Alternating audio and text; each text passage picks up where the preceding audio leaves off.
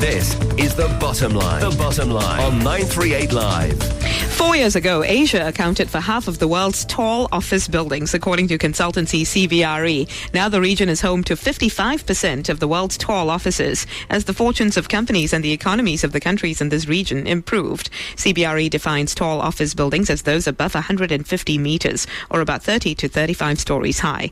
Travis Teo spoke to Jonathan Hsu, director of CBRE Research in Asia Pacific, started by asking him if he expects developers in Asia to accelerate the rate of construction. Well, not accelerating. I think it will keep the same pace. The reason why we're seeing so many tall buildings in Asia now, it comes down to three key reasons. One reason is government master planning. Another one is economic restructuring. And then the third one is the belief that if you build it, and they will come. Right, and on that point, if you build it, they will come. Will they come? I think if we look at some of the success stories, for example, Pudong in Shanghai, I think with the right government subsidies, with the right incentives, with the proper infrastructure, it has been successful. If you look at Shanghai, it's emerging as a global financial center. It's attracting the right type of tenants, financial tenants, and it's continued to build upon that success. But that success doesn't really carry across to all cities in Asia. So, with all these tall offices popping up all over Asia, what does it say about the state of the economy here?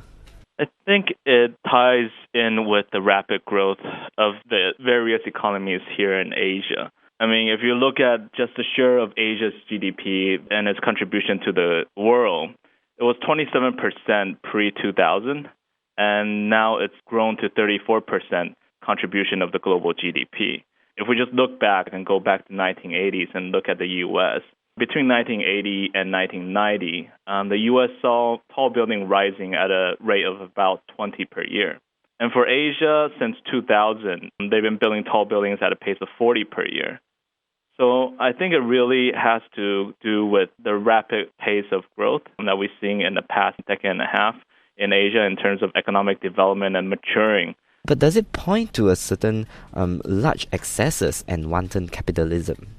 I think it's more of an example of the emerging East learning from the West.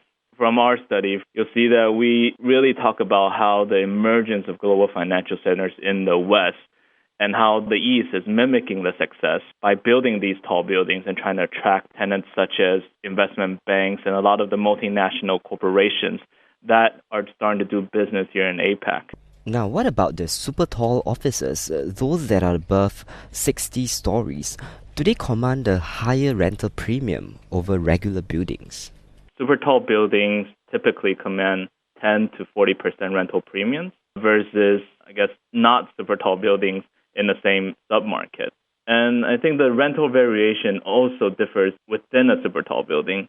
So, for example, a higher zone could command anywhere from 50 to 100% higher rent than floor spaces in the lower zone of the super tall building.